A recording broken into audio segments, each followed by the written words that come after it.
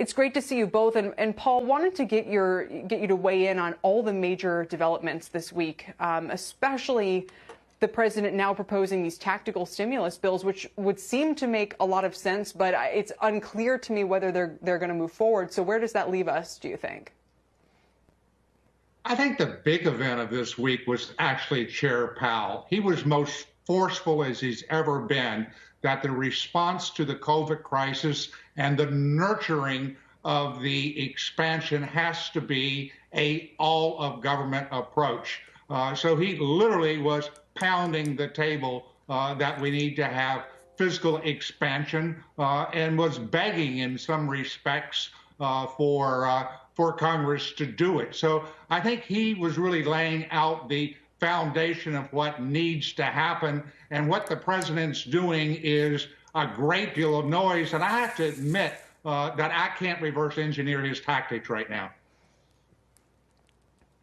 Steve, it was interesting to hear what Jamie Cox just said about the treatments for COVID, the prospects that, the disease is becoming more manageable maybe, and how he says he doesn't think this market rally is so much about stimulus and that investors need to worry about the election, but that the science is going to help us with the pandemic here. And if so, is that partly why Congress is thrashing around here trying to figure out, where to send relief?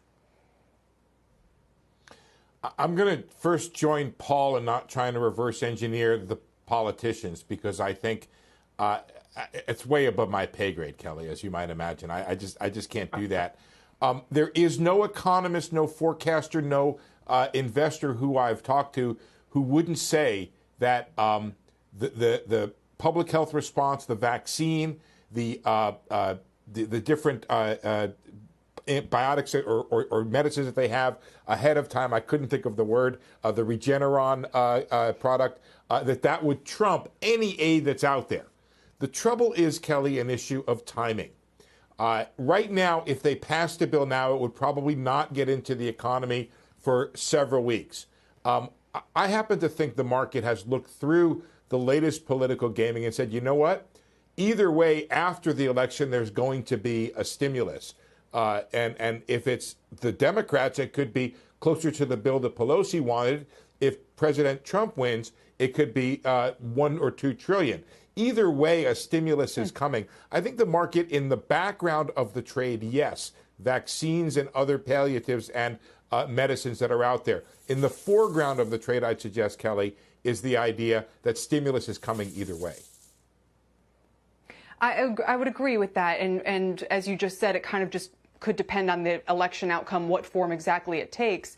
Paul, is there a dollar figure that's important to you as it regards the economy? If we're less than $1 trillion versus over $2 trillion, does that make a huge difference to the long-term outcome?